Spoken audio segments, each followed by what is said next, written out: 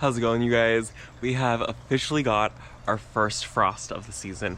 We hit 30 degrees, which is so crazy because usually we don't hit that until later into December, and we've officially hit it. Oh, there's still hummingbirds in the area, and I'm watching one up in the tree right now. Oh, there's two of them. Okay, there's one. Where did it go?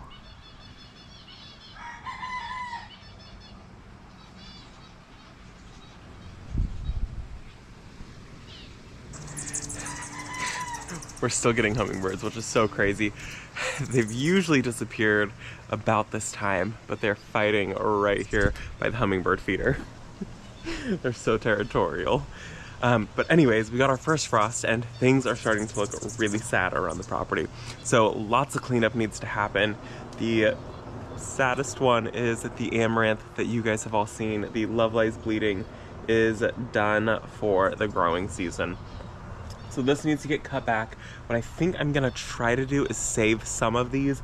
I've been really into drying some flowers and things like that, which I didn't do this before the freeze happened, and so it has lost a lot of its color, but I think that they're still pretty nonetheless. I think this one might have dead aphids in it.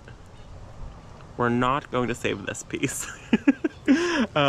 But a lot of other things also need to be cleaned up. Coleus needs to be cleaned up. The amaranth needs to be cleaned up. Some peonies need to be cleaned up. What else do I have? Oh, my tree dahlia. I'm so sad about that. Let me show you guys how this looks right now because it needs to be cleaned up, and we didn't even get a single bloom off of it. That was such a bummer. So this is the tree dahlia right here, and she is crispy. She is donezo. She's decided she's not loving this colder weather, but we didn't get anything from her. You can see she's got a couple growth points still, but she just shot out these long, beefy stalks. I mean, these are absolutely massive stalks that she shot out of the ground. There are 3 of them that came up, and they kind of reached this point and then they stopped growing for the entire rest of the season. I don't know if it just got too hot for them or what the deal was. I'd never grown these before, and I was so sad that we didn't get to see a bloom. This is one of the experiments that I was most excited to try and to see bloom in the garden. Really, really looking forward to it. I had been sourcing this dahlia for a very long time, and so we're gonna try it again next year. I think it'll be worth it. I think what I'm gonna do is just cut it off at the base and leave the tubers in the ground. I'm really bad at storing tubers after I dig them up. And so I think I'm just gonna leave it in the ground. I don't think I'm gonna let it grow here next year. I think I'm gonna try somewhere else, but it's just gonna stay in the ground, and I'm gonna leave probably about this much sticking up out of the ground, just so I remember where it's at. But that needs to get cleaned up, and quite a few other things. And I mean, there are leaves everywhere over there from the pecan tree. It's just, the garden is a mess. But something that's really cool is, look at this. The Supertunia Vista Silverberry is still blooming, and it is still so green. The blooms have started to shrink in size, I think, with this colder weather. There are bees on here. I don't know if you guys can see. So I'm leaving it because there are bees. Look, oh, there's one right there. So I'm leaving it for the bees as of right now. I'm not gonna pull this thing until it tells me that it is done. But I mean, I've got 2 giant mounds of green in December, which is so funny to me. It's just so weird how that all happens, and how certain things don't make it and certain things do make it. But either way, lots of cleanup needs to happen. And then in the veggie garden, we're gonna come back here and do some cleanup back here. So you guys can see the tomato is done. There are lots of green tomatoes on here, so I think I'm gonna try to go through and see if I can salvage any of it and just give it to the chickens. Spinach is looking fabulous. I've actually used a ton of this already. My neighbor Karen and I used some of it. And the lettuce that has been covered is doing great. The lettuce that has been uncovered is not doing great. I need to cover that back up. And there's another tomato over there, and that one just died also. And I did already pull the green beans. Those did not fare well in the frost. We have a lot of work to do in the garden today. I'm hoping to get as much done as possible. I'm gonna clean up this whole bed. You can't even see the bed anymore.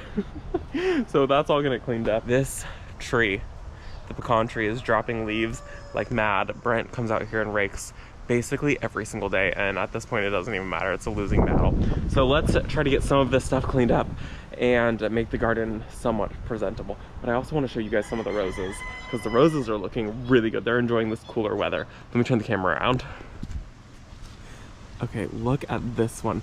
The bees are obsessed with it. They're going absolutely mad, but she is so beautiful. This is the one that I wish I knew who she was, but I have no clue her name.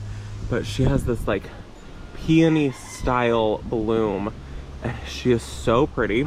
So she's got one in full bloom, another one coming, and there's another one back there. You guys can see how windy it is today. And then it's not my rose, it's my neighbor Karen's rose. And her rose, my borrowed view. Is that not so pretty? I'm gonna grab it. Look at this rose. Look at the way it looks on the black fence. Oh, it is so gorgeous. Her rose is really pretty, and I appreciate the borrowed view. And then the silver lining. Oh my gosh, you guys remember seeing this a couple weeks ago. It was all red with barely any new growth. And look at this. New bud there, new bud there, new bud there, there, there. This thing is just full of buds. And so I'm hoping before we get like a really hard freeze, which for us a really hard freeze is like 28 degrees, that I'll get to see this thing bloom again, because this is one of my favorite roses. Oh my gosh, look, there's even aphids. The aphids found this rose. Of course they did. We're just gonna smush those really quickly, because I want to get the blooms and I don't want it to be hindered by annoying aphids. Okay, I'm getting distracted. Let's go do some cleanup now.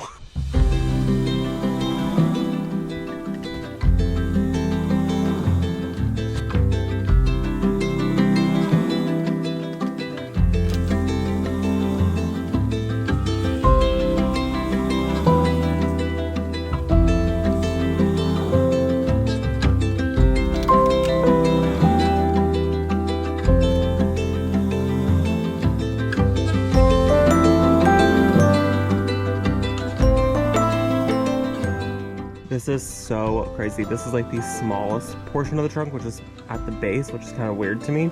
It gets thicker as it goes up, but it is hollow all the way down to here, and each one of these sections was filled with water.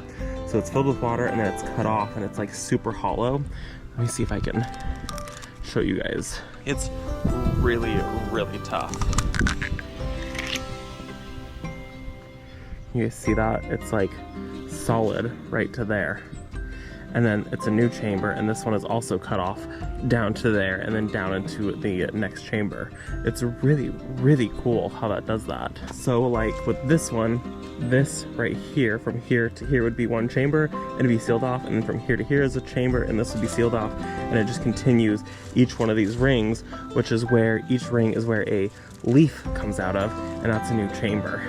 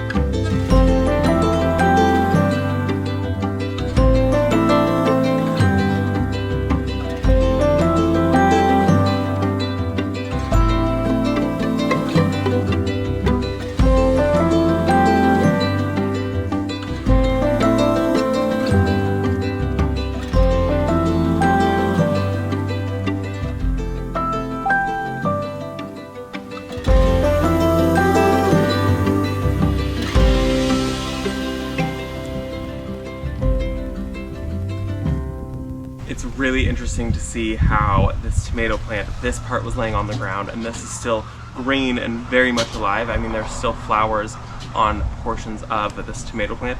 I realistically could probably take a few cuttings from this. I love this tomato, but not enough to try to overwinter it. But I could take cuttings from this side of the tomato that was laying on the ground and was insulated, where the other side of the tomato is a completely different story.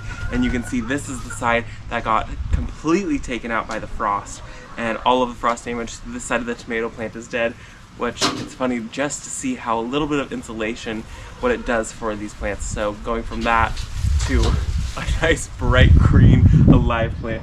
And then there are tons of tomatoes all over the ground here. So I think I'm gonna try to shake this off a little bit, get as many of these tomatoes out of here that I can get, and then I'm gonna rake all of these up so I'm not dragging tomatoes across the lawn and getting little seedlings popping up any more than we already have. So I'm gonna cut this guy back really quick out of this tomato cage that it's in.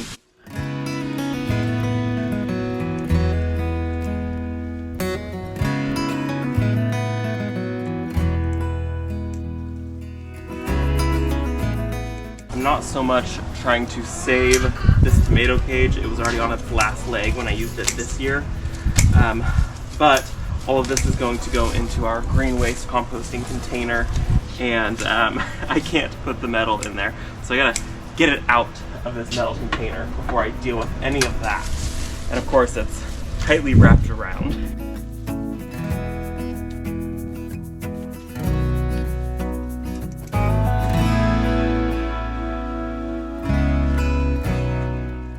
Okay, we got most of it done. Last step that I'm gonna do is try to rake most of this lawn, especially this area right here. You can't even see any of the grass. It's so full of leaves right now. But there's a bit of dog mess in this area. So I think what I'm going to actually do though is go ahead and rake out the bed and the sidewalk, and I will just scoop it into one pile on the lawn.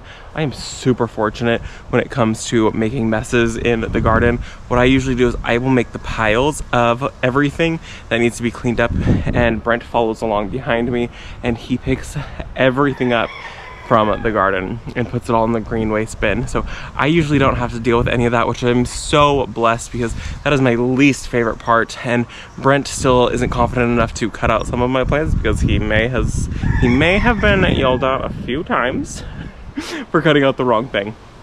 So now he leaves it to me to cut out, and he follows along and does all the cleanup. So super blessed about that. So I think what I'm gonna do is I'm just gonna rake out this flower bed in the sidewalk really quickly.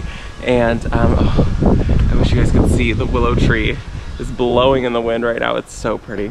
It's a really nice day. This is like my ideal weather. I'm even a little bit sweaty right now and it's cold and it's windy.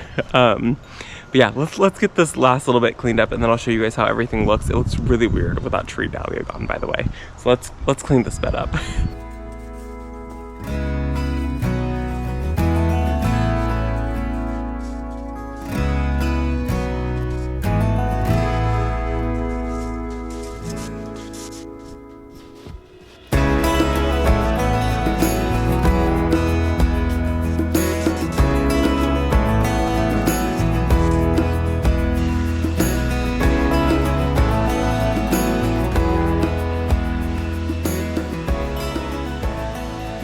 Okay, well, we got a lot of that done.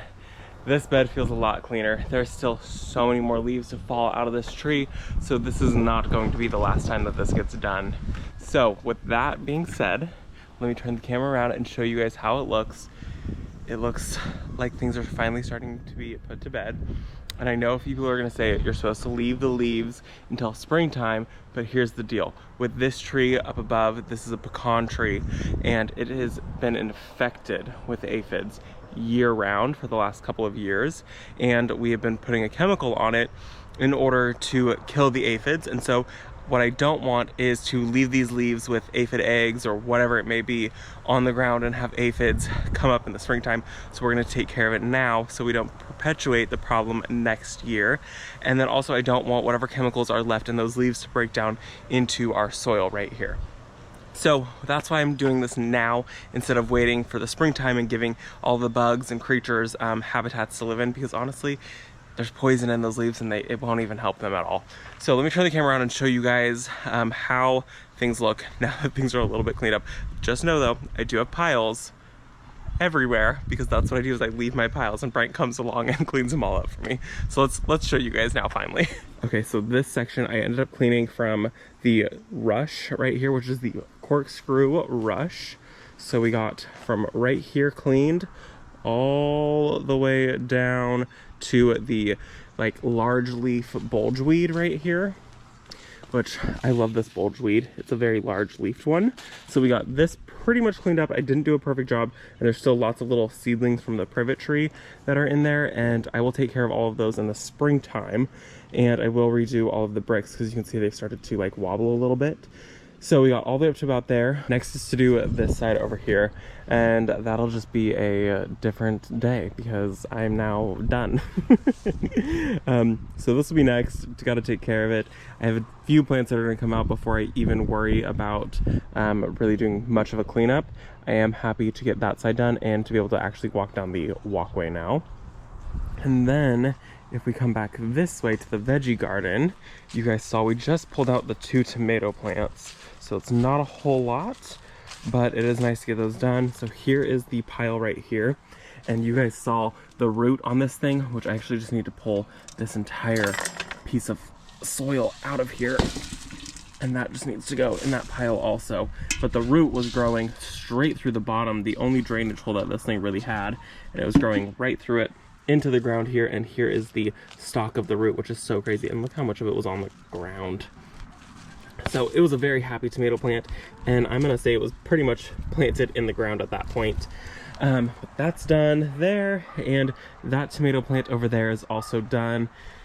So we got all of that cleaned up, and then I'll need to come in eventually and clean up the ground, but that'll be a different day because I got to get all the leaves that fell from the crepe myrtle right there. So that's all full of crepe myrtle leaves. And if we come back out now, and we go over this way, you guys saw quickly I did a little cleanup right here. There wasn't a whole lot, but I did want to get those cleaned up. And this is where the flower bed used to end, and there was the other compost. I'm going to change it, and it's going to continue down. It'll be straight, and it'll curve over to this area where the grapes are growing on the fence, which we did, I guess, technically get grapes. If you want to call those grapes. I got a whole bunch of them. Lots of grapes. We did grow great this year. I think I pruned it way too late. But anyways, that's cleaned up now. So much better having that done. And then if we walk down this way, the burning bush has finally started to change color. I don't expect it to hold on to its leaves though for probably another 2 days, and that's about it. But coming down this way is where we got the tree dahlia all cleaned up. And that is so weird because that was such a huge impact piece that was like right here. It kind of blocked part of the house over there, but that is all cleaned out now.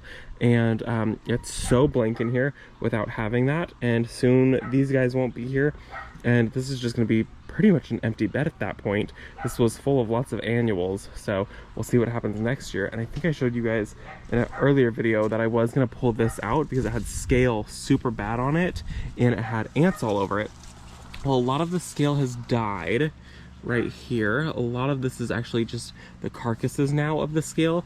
I went in with the DE, diatomaceous earth, on there, and you can see there's still remnants of it. It didn't actually come off a lot of it when it rained. And so what we've been doing is reapplying it. I need to come in and get it up a little bit higher. You can see pieces of scale right there and things like that, but I'm gonna try to baby this back. But the ants have totally laid off of it, so we're not dealing with that anymore, which is really good. I'm hoping that I can get this thing to completely recover because I really love it.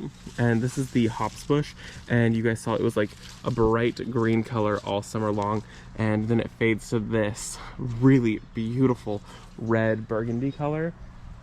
And it holds onto its leaves through the entire winter, so it's an evergreen, but it turns this like pretty red color. And you can see like this side is further along in its color because this is where it gets a little more sun, and then this side's a little more shaded, so it stays a little more green.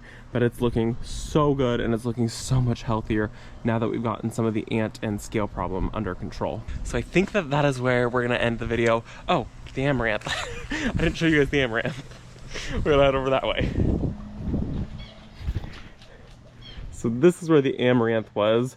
The amaranth has now been pulled, and there was a lily that was pulled there also. And it feels so weird to be able to fully see the espalier.